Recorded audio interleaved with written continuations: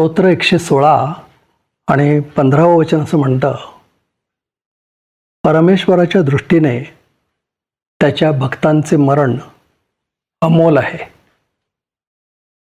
आणि प्रगटीकरणाच्या 14व्या अध्यायात 13व्या वचनात असं म्हटलेलं आहे, तेव्हा स्वर्गातून झालेली वाणी मी ऐकली. ती म्हणाली, लिही, प्रभूमध्ये मरणारे आतापासून धन्य आहेत.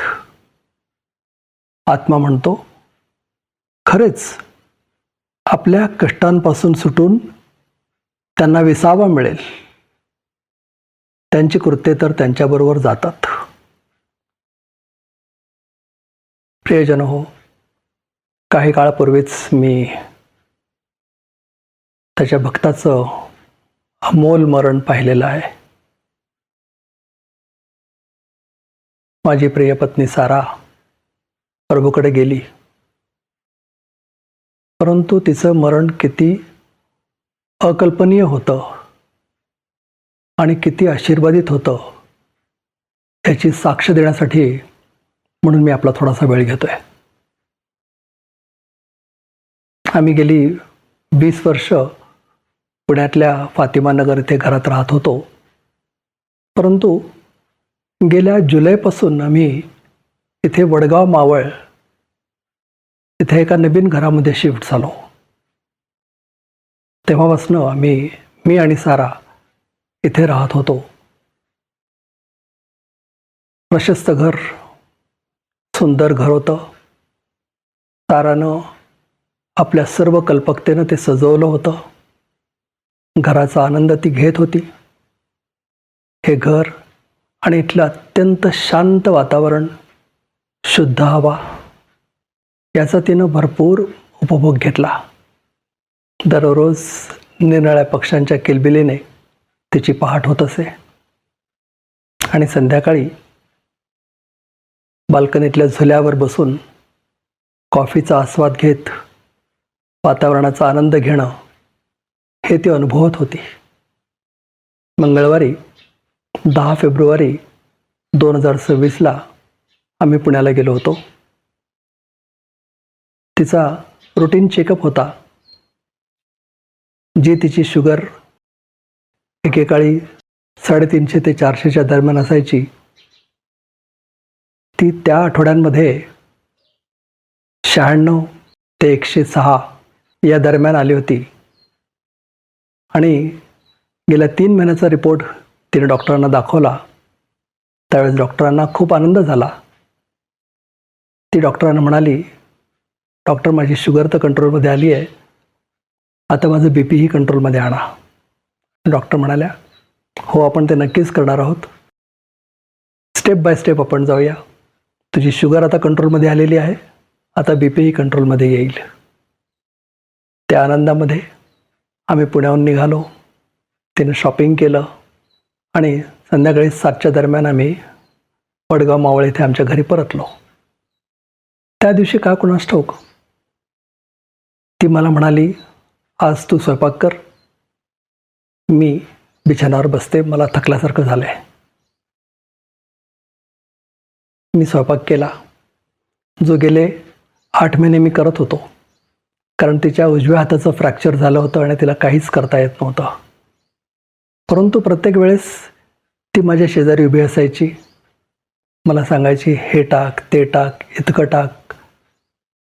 आणि ती माझ्या शेजारी बरून माझ्या स्वयंपाकामध्ये लक्ष घालायची.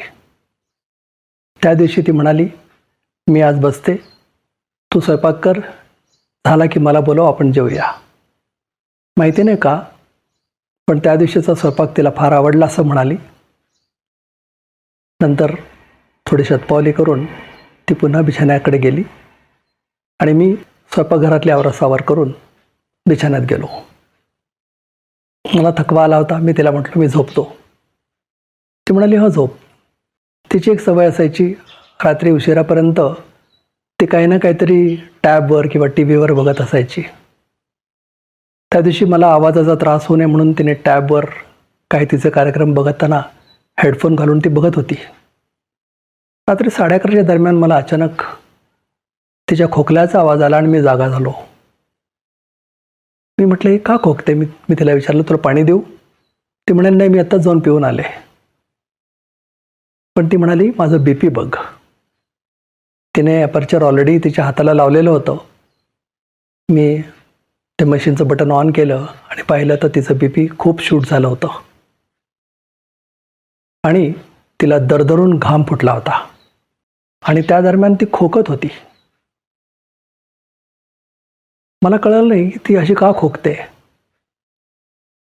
परंतु तिने त्यावेळेस मला सांगितलं, मला एक गोळी दे. तिला तिने सांगितलेली गोळी मी दिली आणि मग म्हणाली, प्रार्थना करूया. आणि आम्ही प्रार्थनेला लागलो. ती बिछाण्यावर उठून बसली, मागं टेकून बसली. मी तिच्या बिछाण्याच्या अगदी शेजारी उभा होतो. तिने मला कवटाळून मिठी मारली आणि आम्ही दोघेही जण प्रार्थनेत होतो. स्तुती करत होतो, परमेश्वराची आराधना करत होतो. ती माझ्याबरोबर होला हो म्हणत होती, आमेन म्हणत होती, प्रेज द लॉर्ड म्हणत होती, हालेलुया म्हणत होती, स्तुती करत होती.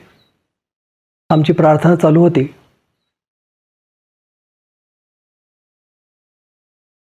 आणि तिचा आवाज बंद झाला. मी पाहिलं खाली वाकून, तिची मान खाली पडली होती. माझ्या मिठीतून ती प्रभूच्या कवेत गेली होती. प्रियजनो, हे मरण मी स्वतः प्रत्यक्ष अनुभवलं. परमेश्वराची स्तुती करत ती प्रभूच्या सानिध्यामध्ये गेली. यापूर्वी मी कुठलंही मरण पाहिलं नव्हतं आणि इतक्या जवळून तर अजिबातच नव्हतं. परंतु आम्ही दोघेही प्रभूची स्तुती करत असताना, आराधना करत असताना ती प्रभूच्या सानिध्यामध्ये गेली. सुरुवातीला वचन वाचलं ना मी, धार्मिकाचं मरण अमोल असतं. प्रभूने ह्या वचनाचा खरा खरा अनुभव दिला.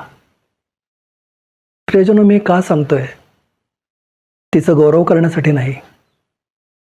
मला तुम्हाला यातून एक गोष्ट सांगायची आहे की ती मरणाला धैर्यानं सामोरी गेली. ती घाबरली नाही, ती रडली नाही, तिने आक्रोश केला नाही. तिला माहीत होतं, तिला कळलं होतं, तिच्या लक्षात आलं होतं की तिला हार्ट अटॅक येतोय, तिची वेळ संपत आलेली आहे. आणि म्हणून एक शेवटचा प्रयत्न म्हणून ती जोरजोरात खोकत होती. अशी एक कल्पना आहे की तुम्ही जोरजोराने खोकल्यानंतर कदाचित तुमचा हार्ट अटॅक टळू शकतो, कारण तुमचं रक्ताभिसरण वाढतं आणि एखादी रक्ताची गाठ हृदयामध्ये अडकली असेल तर ती पुढे सरू शकते.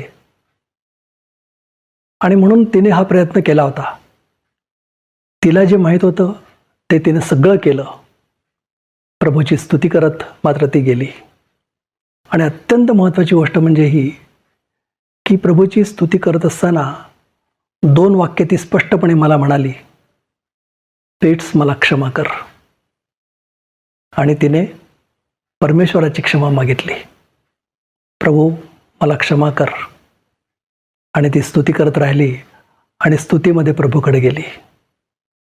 प्रियजनो, किती शांत आणि किती धीरानं तिनं मृत्यूचा सामना केला आणि प्रभूच्या सानिध्यामध्ये गेली. अनेक लोक मृत्यूला घाबरतात. अनेकांना मृत्यूचं भय आहे. मला आज तुम्हाला सांगू द्या, तुम्ही प्रभूच्या सानिध्यामध्ये आहात, प्रभूच्या विश्वासामध्ये आहात, तुम्हाला घाबरण्याचं काहीही कारण नाही. तुम्ही आनंदाने प्रभूच्या समक्षतेत जाऊ शकता. मी स्वतः पाहिलं आहे आणि मला त्यातून उत्तेजन मिळालं. मला दुःख प्रचंड झालं. 52 वर्षाचं आमचं प्रेम अगदी अलगद माझ्या मिठीतनं सुटून गेलं होतं. प्रियजन हो, प्रभूला जे योग्य वाटलं ते त्याने केलं. त्यानं तिला कोणताही त्रास होऊ दिला नाही. आता कदाचित ह्या गोष्टी खोट्या वाटतील, परंतु 2 दिवसापूर्वी ती मला म्हणाली होती, मला अंथरुणाला खेळून जायचं नाही, मला हसत खेळत जायचं आहे. प्रभूनं तिची प्रार्थना ऐकली. निश्चितच प्रभू आपल्या भक्ताची प्रार्थना ऐकतो आणि तो तिची नेहमी प्रार्थना ऐकायचा. ती अत्यंत प्रार्थनाशील जीवन जगायची आणि प्रभू तिच्या सर्व प्रार्थनांची उत्तरं द्यायचा. याही प्रार्थनेचं प्रभूने उत्तर दिलं. तिला आशीर्वादित मरण दिलं. प्रियजनो, मृत्यूचं भय बाळगू नका. मृत्यू ही केवळ एक ट्रान्झिशन आहे.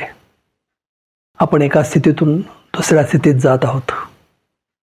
तिच्या फ्युनरलच्या वेळेस सिस्टर लीना म्हणाल्या ना, बिली ग्रॅहम म्हणाले त्याप्रमाणे, ती इथे नाही आहे, तिचा ॲड्रेस बदललेला आहे. आज ती प्रभूच्या सानिध्यामध्ये आहे. त्याचं समाधान आहे. प्रियजनो, त्या रात्री कारण 12-6 वर्षादरम्यान तिचा मृत्यू झाला, तेव्हा मी एकटा तिच्याबरोबर होतो. 15 दिवसांपूर्वीच माझ्या लोअर बॅकमध्ये, कमरेमध्ये चमक भरली होती आणि मला अक्षरशः बिछाण्याहून उठता देखील येत नव्हतं. परंतु मी फिजिओथेरपी वगैरे घेतली आणि त्याच्यानंतर मला बरं वाटू लागलं होतं. परंतु कमरेला बेल्ट होता आणि मला काहीही वजन उचलण्याला परवानगी नव्हती. त्या रात्री प्रभूने धैर्य दिलं. ती बसलेल्या अवस्थेत प्रभूकडे गेली होती. मला तिला उचलून तिला सरळ झोपवावं लागलं. त्यानंतर मी इथले पास्टर रुबेन वानखेडे आणि त्यांची पत्नी मंगला यांना फोन केला. ते त्वरित आले. आमच्या सोसायटीमध्ये राहणारे एक विश्वासणारे बंधू कर्नल सोनावणे, त्यांना बोलावलं. ते लगेच आले. या सर्वांनी अतिशय तत्परतेनं मला मदत केली, सावरून धरलं. शेजारी पाजारी आले, सगळ्यांनी मदत केली. माझे भाऊ संजय, त्यांना फोन केला होता, ते स्वतः आले. बंधू आशिष म्हस्के एवढ्या मध्यरात्री त्यांची कार चालवत त्यांना घेऊन आले. माझी मुलगी, माझे जावई त्यांना घेऊन आले. या सगळ्यांनी मला खूप मदत केली. त्यांचे मनापासून आभार. आणि प्रियजनो, तुम्ही सर्वांनी आमच्यासाठी खूप प्रार्थना केल्या, आम्हाला उचलून धरलं. तुमचे मनापासून आभार. या दरम्यान माझा मुलगा, सून, मुली अमेरिकेहून येणार होते. त्यांना इथं आणण्यामध्ये बऱ्याच अडचणी होत्या. त्या सगळ्यांचे मनपूर्वक आभार. प्रियजनो, आता वाट बघणं आहे ते प्रभूच्या येण्याची, कारण त्यावेळेस आपण आपल्या प्रियजनांना भेटणार आहोत. त्या दिवसापर्यंत प्रभूची उपकार स्तुती करत राहूया, प्रभूच्या विश्वासामध्ये राहूया आणि सर्व गौरव त्याला देऊया. माझी आशा आहे या साक्षीमधून तुम्हाला उत्तेजन मिळालं असेल.